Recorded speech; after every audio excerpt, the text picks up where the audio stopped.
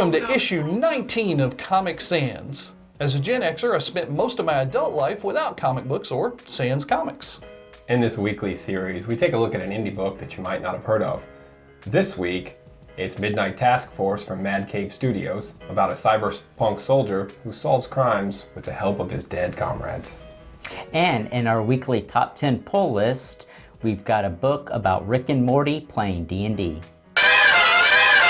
This week up on the round table, we've got a book from Mad Cave Studios. Written by Mark London and illustrated by Alejandro Giraldo. In the year 2055, Detroit is a nightmarish city plagued by violence and fueled by corruption.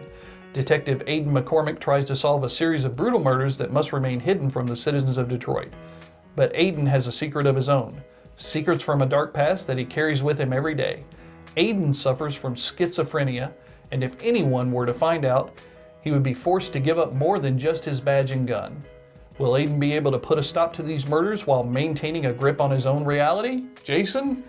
I don't know. I had a hard time retaining a grip on my own reality when I was reading this one. What did you pull out of this book? Well, this was a unique take on the buddy cop formula. I mean, it's not a ha-ha like Lethal Weapon or Rush Hour or you know, what have you. And with the term buddy kind of loosely defined. Very loosely, very loosely. No, this guy's a good cop, but he has help. It's the voices in his head.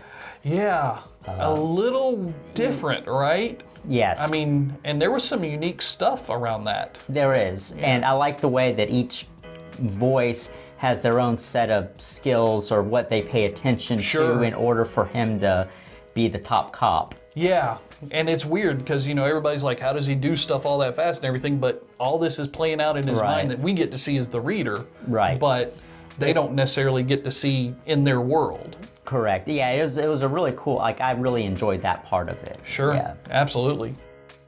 Mark, I know you enjoyed this book a little bit. What did you think about it? Well, I also enjoyed the voices in the head because of each of their individual personalities, and it connected with the individual personalities of the soldiers in the beginning of the book. Right. So as the reader, you're able to figure out for yourself some of what's going on rather than everything being force fed, and I appreciated the author did that. It was done in a very clever way. Yeah, I mean, you know, for me, you know, both of us, you were in the military, right?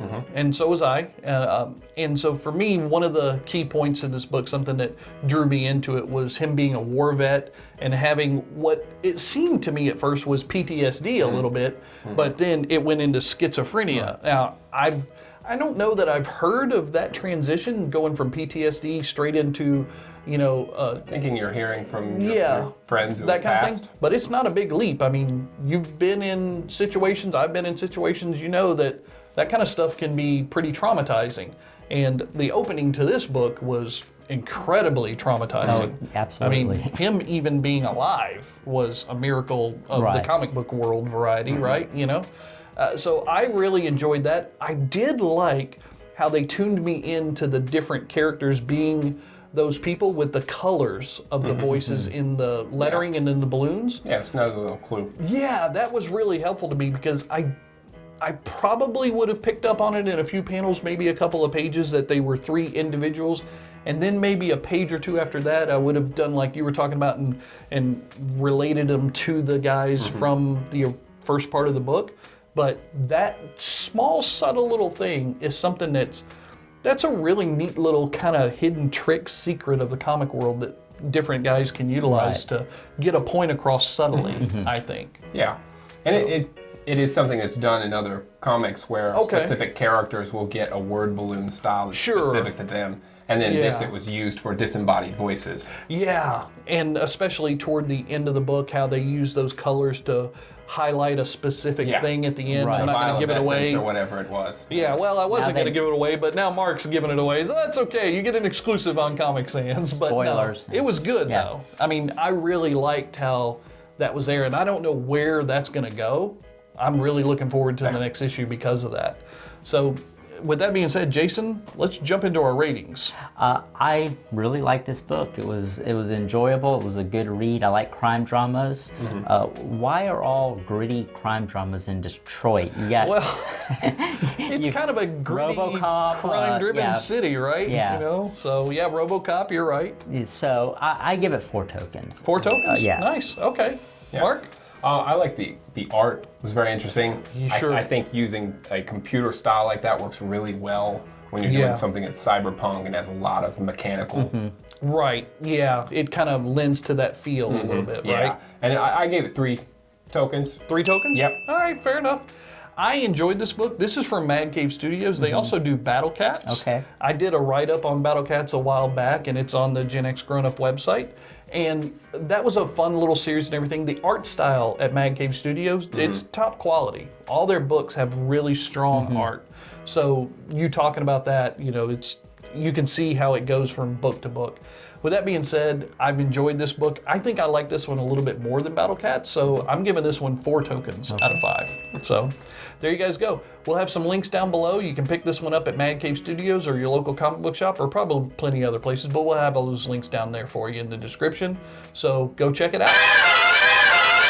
Today on the Comic Sans Weekly Top 10 Pull List, from Source Point Press, Nora and her husband James developed a drug which alters a being's DNA. It left James dead and Nora with psychic abilities. Now she makes her living entering the minds of the comatose to either pull them out or send them to their death in Nora, issue number 1. From Aspen Comics, in the hidden magical realm of the Everlands, Faye struggles in her duty to serve as queen beside the strong-willed King Saren, who only seems to value power in Soulfire, issue number 2. From Image, Hit Girl is holed up in a cabin in the woods, recovering from bear trap wounds and a fall through the ice, but Billy Baker and his gang have found her hideout. How many can Hit Girl slay before the Mounties show up in Hit Girl, issue number 7. From Image, with 2 men down, Red's hands are bloody again as she looks to take out the rest, but she's detoured into the heart of Portland's corruption and comes face to face with her sister in Shanghai Red, issue number 3. From IDW, Leatherhead returns to New York, and this time he's got one goal in mind: the destruction of the Turtles in Teenage Mutant Ninja Turtles number 85. From Marvel, Punisher no longer has the War Machine armor, but he has retained his newly acquired taste for big game, and he's hungry for more in The Punisher, issue number 1. From DC, the Scarecrow orchestrates a riot at Arkham Asylum to give the Dark Knight one of his greatest challenges yet in Batman Kings of Fear, issue number 1. From Dark Horse, Lucy makes her way back from Dreamland to the farm and confronts the mastermind of her situation in Black Hammer, Age of Doom, issue number 4. From Image, 10 years ago, Dan Kerr left his wife and unborn daughter. Now he faces cosmic terrors to find them again in Cold Spots, issue number 1. From IDW, when Morty needs to learn how to play D&D to keep up with the cool kids, his hard-drinking, old-school gaming, mad science-making grandpa is happy to teach him how to roll the dice in Rick and Morty vs. Dungeons & Dragons, issue number 1. Alright guys, issue number 19. Can you believe we've done 19 of these things? Wow. I mean, the weekly format, this is what, like number 8 or number 12? I don't even know how many of these weeklies we've done now at this point, but I'm having a lot of fun with these. I like the weeklies. Yeah, sure. It's a lot of fun. You know, and even though we have a lot of exclusives, we get some interviews once in a while, these are some great books from, this is a company here in Florida. Wow. So that's even, you know, more awesome. It makes it easier for us. Jason, thank you so much for being here. Thank you. Oh, wait, it's you. I thought it was a voice in my head. Wow. Sorry. Okay. That wasn't subtle at all. No. Mark, good to see you. Yeah. No, thanks for having me. We'll see you guys next time. Don't you know that you're a grown-up? Subscribe to GenXGrownUp by clicking right here and enable notifications so you won't miss a thing. Use the comments down below to tell us what you think, and while you're there, a thumbs up would be great too. Please share this online wherever you hang out. Connect with GXG on social networks by clicking right here. Basically, life sucks as a grown-up.